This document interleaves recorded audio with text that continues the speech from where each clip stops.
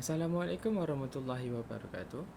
Nama saya Aminur Rashid bin Wan Muhammad Amin Adallah dan ditemani oleh rakan saya. Saya Muhammad Nasrullah bin Sahabat Rani. Dan kami akan berkongsi bersama pendengar-pendengar di luar sana topik berkenaan konsep Al-Sa'adah, kebahagiaan menurut Islam dan Barat. Kebahagiaan boleh didefinisikan sebagai sesuatu keadaan yang selesa, tenang dan aman. Kebahagiaan adalah berbeza setiap orang dan boleh berubah-ubah mengikut situasi. Apabila seseorang itu dalam keadaan yang susah ataupun bermasalah, konsep kebahagiaan muncul di dalam diri supaya seseorang itu dapat keluar daripada situasi masalah tersebut. Dalam konsep kebahagiaan ini terdapat dua pandangan yang akan diketengahkan, iaitu kebahagiaan menurut Islam dan juga kebahagiaan menurut perspektif Barat. Di dalam Islam, konsep kebahagiaan berada di dalam konsep as-sa'adah. Perkataan as-sa'adah hanya disebut sekali sahaja di dalam Al-Quran, iaitu berkaitan dengan syurga. Seperti Allah Subhanahu Wa Taala ingin menyatakan bahawasanya kebahagiaan yang sebenar hanyalah berada di syurga. Kebahagiaan dunia hanyalah kebahagiaan yang kecil sahaja daripada kebahagiaan di syurga. Kebahagiaan di syurga hanya boleh dimiliki oleh orang-orang yang soleh dan beramal serta mendapat hidayah daripada Allah. Bahagia dalam pandangan Barat terikat dengan kecintaan dengan keseronokan, juga kesenangan hidup yang berkait rapat dengan konsep hedonism. Hedonism dapat dibahagikan kepada dua, iaitu hedonism psikologi dan juga hedonism etika. Hedonism psikologi adalah apabila seseorang itu melakukan sesuatu perkara yang mereka percaya memberikan mereka kebahagiaan dan juga keseronokan, tetapi memberikan mereka kurang kesakitan.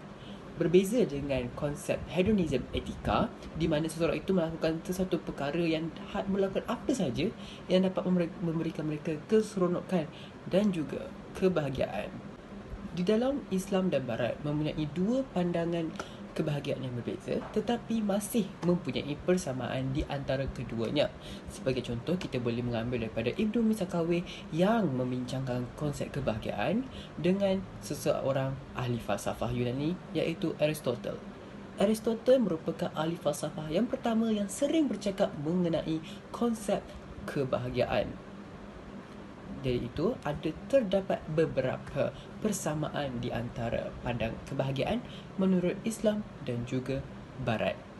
Berdasarkan pandangan Aristotle, happiness then is something final and self-sufficient and is the end of action, yang menyatakan bahawasanya kebahagiaan adalah sesuatu tujuan utama ataupun perkara yang terakhir yang mempengaruhi tingkah laku seseorang itu.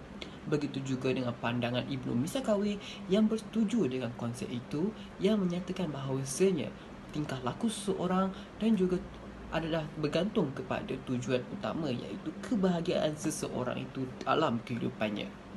Konsep kebaikan tertinggi juga adalah satu konsep kebahagiaan yang ditekankan oleh Aristotle dan juga Ibnu Misakawi.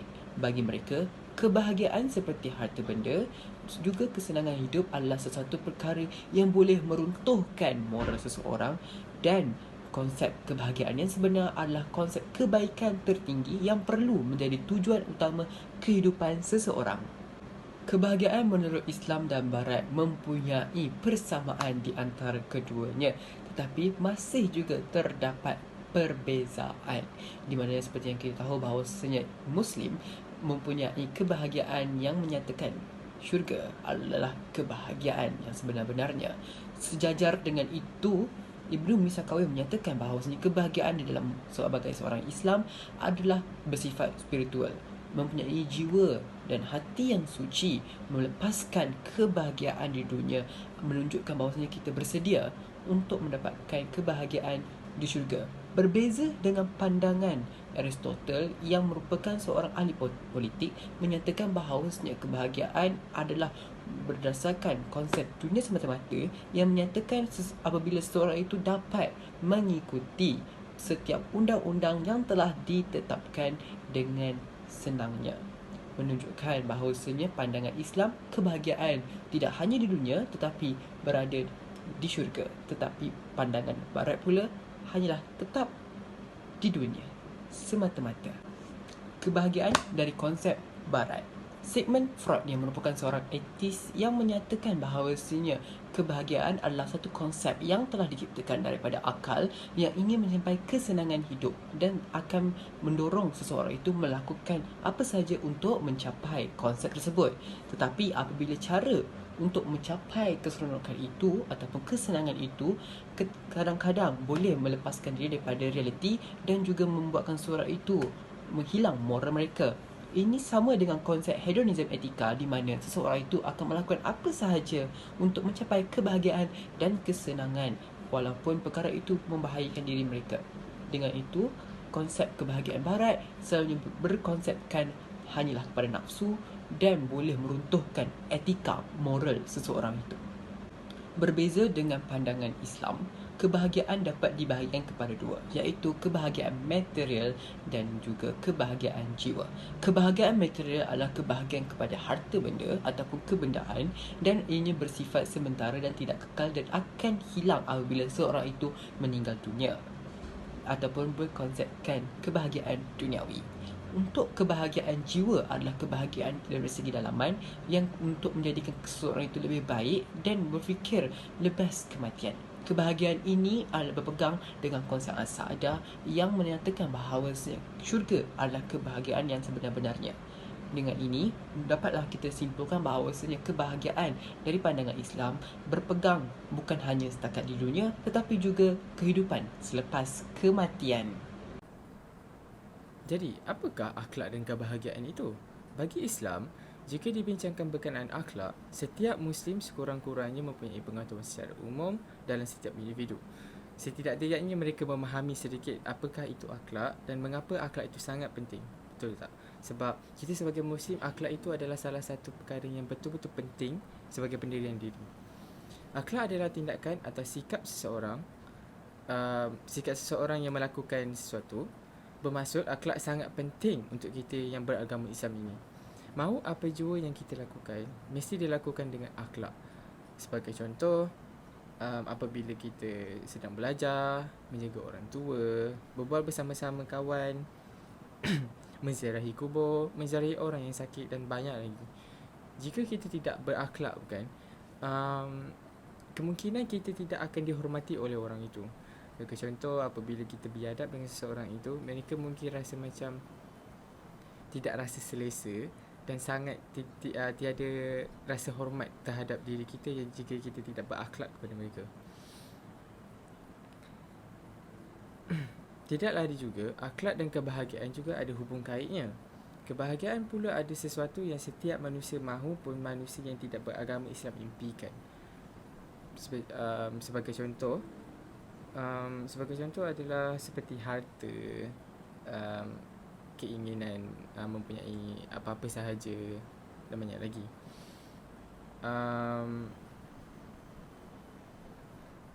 Mengapa kebahagiaan adalah sesuatu yang manusia perlu mahukan? Kerana kebahagiaan adalah keadaan di mana kita berasa aman dan damai. Pada masa yang sama juga, kebahagiaan disertakan bersama rasa gembira. Sebagai contoh, mereka bergembira semasa menjadi kaya, bergembira mempunyai keluarga, kebahagiaan memenangi sesuatu dan banyak lagi. Tetapi kita jarang atau tidak dapat merasai kebahagiaan itu pada setiap masa. Di surah Al-An'am ayat 82, maksudnya orang-orang yang beriman dan tidak mencampur adukkan iman mereka dengan kezaliman, syirik, mereka itulah orang-orang yang mendapat keamanan dan mereka lah orang-orang yang mendapat hidayah petunjuk. Ini perkara yang memang di mana setiap Muslim akan dapat tahu. Jika kita menzalimkan Allah, jadi akhlak kita kepada Allah itu tidak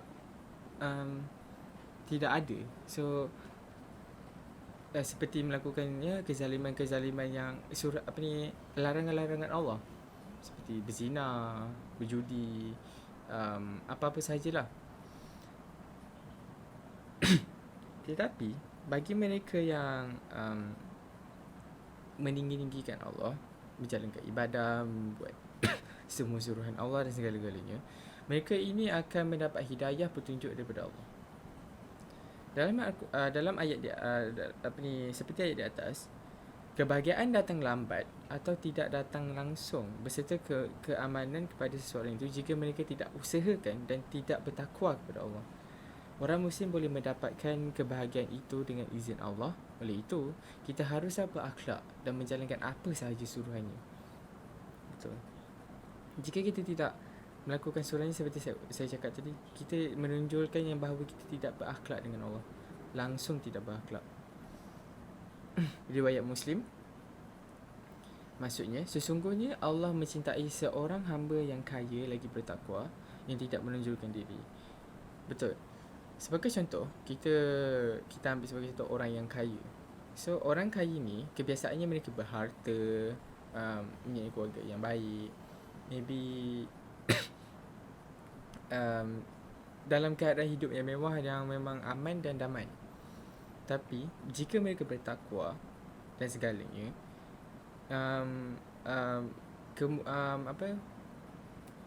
kebahagiaan itu akan dijaga oleh Allah, kerana mereka tidak menyimpan harta itu seorang diri, tetapi mereka dengan harta itu mereka sumbang kepada orang tertentu yang memerlukan lagi, untuk memudahkan mereka, memudahkan urusan kehidupan mereka.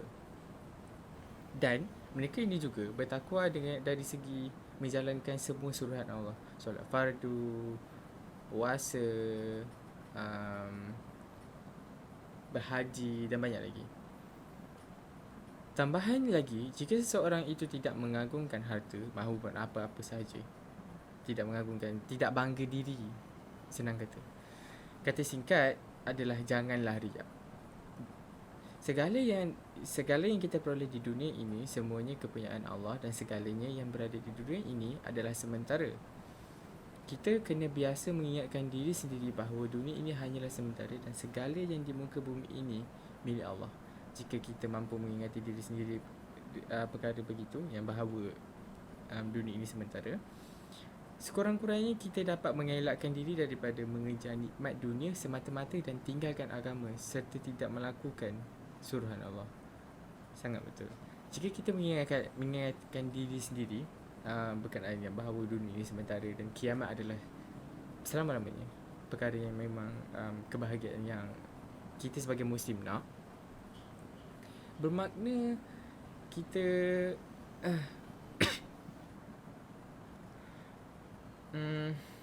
apa mahu katakan,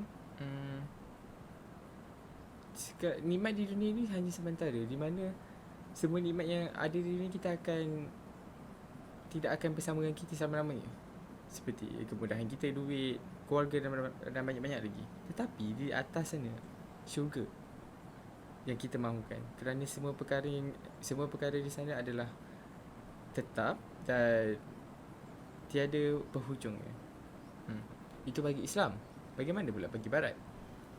Seperti yang telah dijelaskan di atas di pengenalan oleh Nasrullah, bagi Barat, mereka lebih kepada apa yang kita gelarkan sebagai hedonism, di mana mereka mementingkan keseronokan dan kesenangan hidup. Technically boleh kita kategorikan kejar nikmat dunia, di mana mereka mereka yang memahami hedonism ini, kebanyakan mereka bersikap mementingkan diri sendiri tanpa menghiraukan keadaan di sekeliling seseorang itu. Ada beberapa sifat tertentu yang penganut hedonism ini, yang memahami hedonism ini, ada beberapa sikap mereka yang membuatkan mereka ni sangatlah dibenci oleh orang-orang Islam dan tidak disukai oleh Allah. Pertama sekali, mereka tidak kisah akan orang-orang sekeliling mereka apabila berkenaan perasaan maupun kebahagiaan mereka. Mereka ini memang tidak menghormati orang lain punya perasaan, orang punya keinginan, orang punya apa-apa sahajalah, sebab mereka memang mementingkan diri sendiri saja. Memang kita gelarkan sebagai selfish atau mementingkan diri sendiri, ya. Sungguh jelas bahawa mereka yang memahami hedonism mempunyai pemikiran yang lain. Mereka sangat mementingkan diri sendiri. Mereka akan mengelakkan segala perkara yang boleh menyakitkan mereka. Mahu perkara yang menyakitkan itu akan menyakiti orang lain yang terlibat. Betul. Sebagai contoh, kita tahu kita sakit. So contoh, kita tahu kita sakit, kita perlukan ubat tu. Tapi ubat itu hanya macam cukup untuk kita seorang sahaja dan orang lain tak cukup.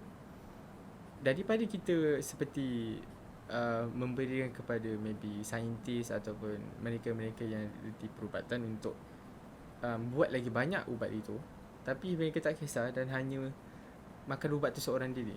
Mereka mementingkan diri sangat-sangat.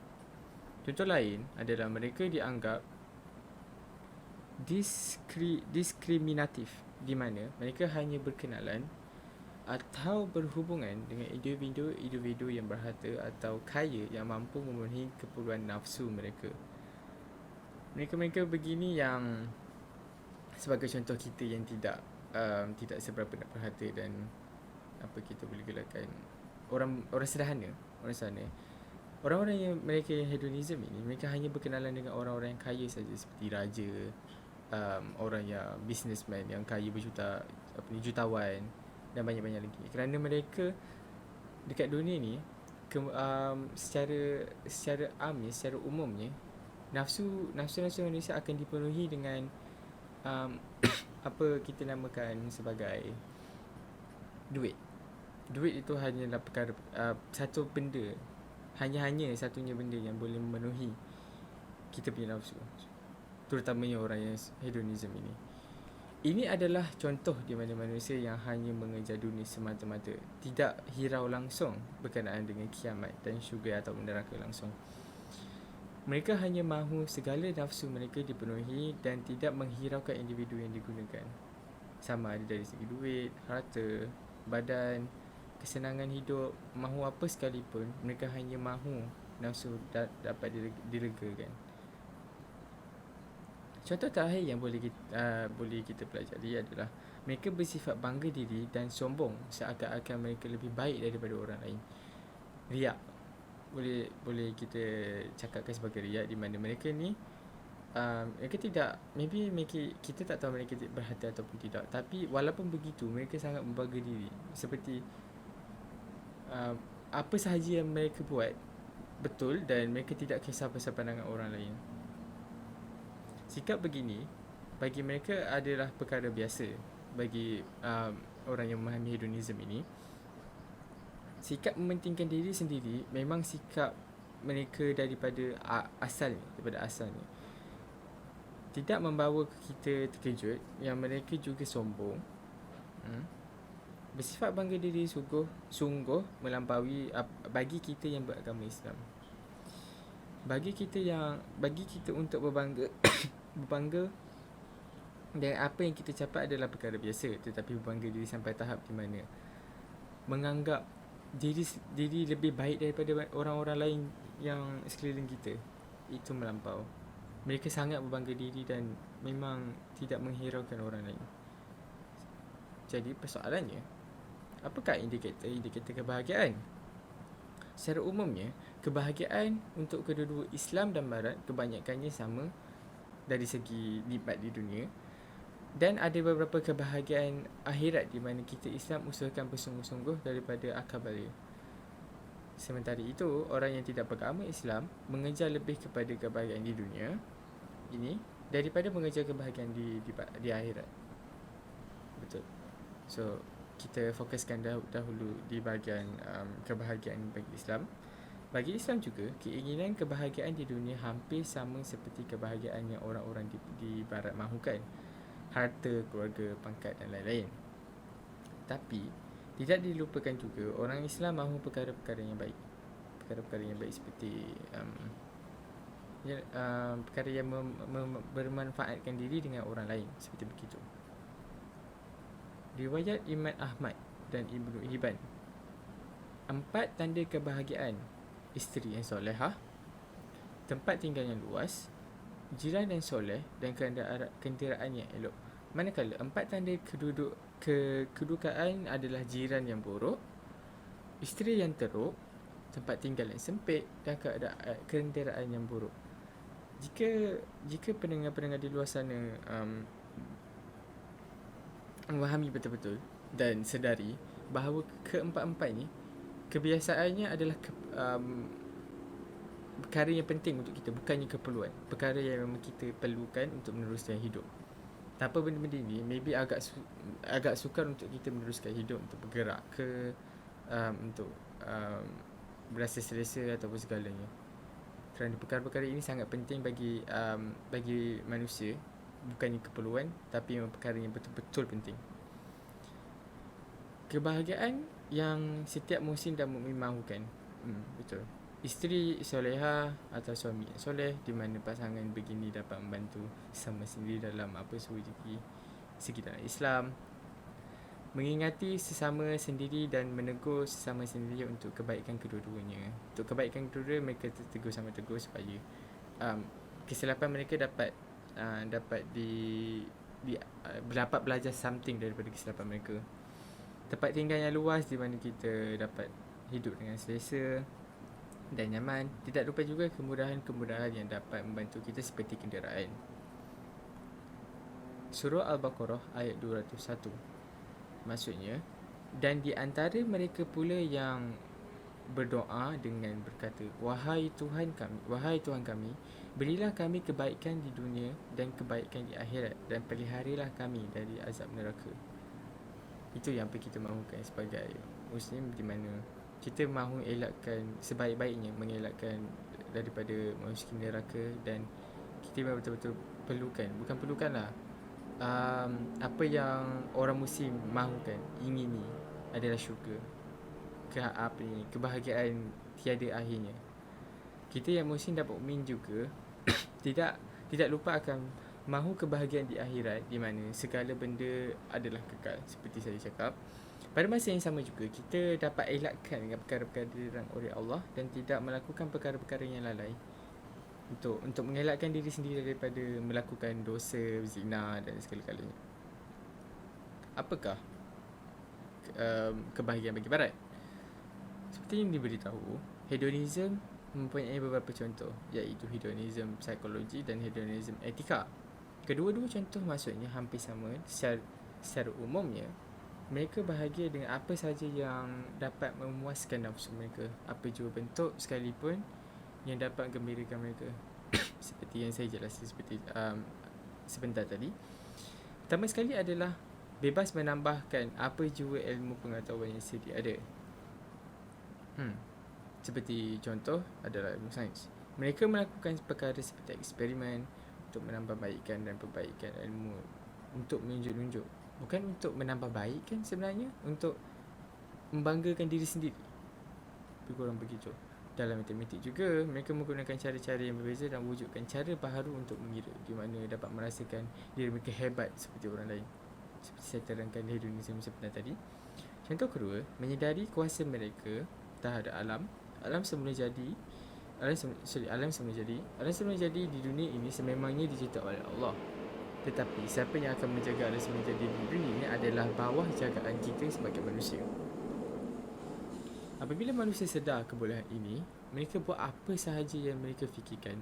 Kebanyakan kebolehan yang kita guna sekarang ini, kayu seperti kerusi di belakang,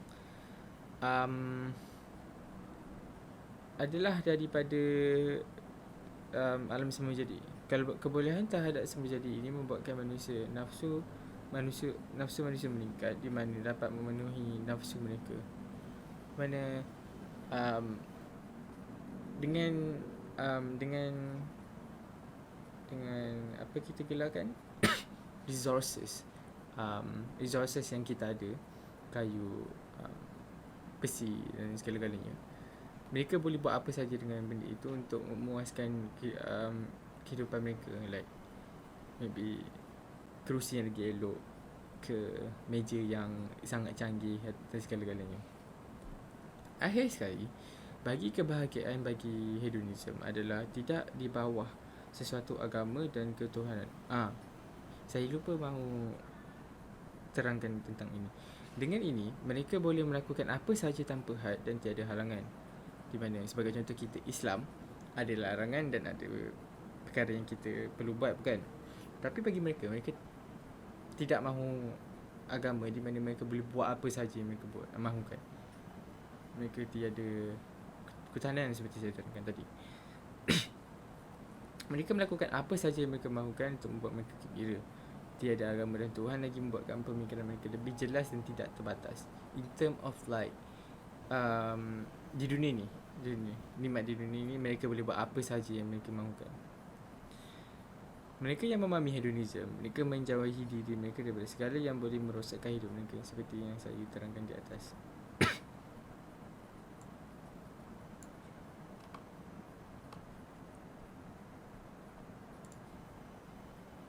Jadi, apakah kesimpulannya?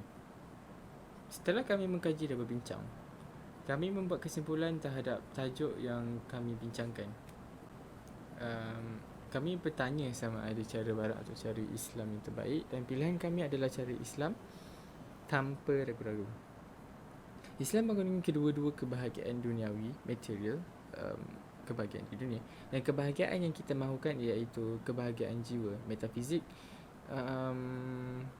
technically kebahagiaan akhirat. Technically kebahagiaan barat tidak menepati apa yang kami rasa dan hanya mengikut kehendak nafsu. Hedonism sangatlah mementingkan diri sendiri, manakala bagi Islam adalah seimbang cara dan adab penganut. Yang memahami hedonism juga tidak berakhlak dan salah bagi pandangan kami, sangat salah. Hedonism ini sangat bercanggah dengan agama Islam. Kami berpandangan juga di mana mahupun kebahagiaan di dunia adalah satu nikmat, tetapi nikmat yang berkekalan adalah nikmat akhirat. Tanpa ragu-ragu, tidak lain tidak bukan lagi bahawa pandangan agama Islam yang menggunakan konsep al-sa'adah lebih bagus lagi jika dibandingkan dengan cara kebahagiaan hedonism.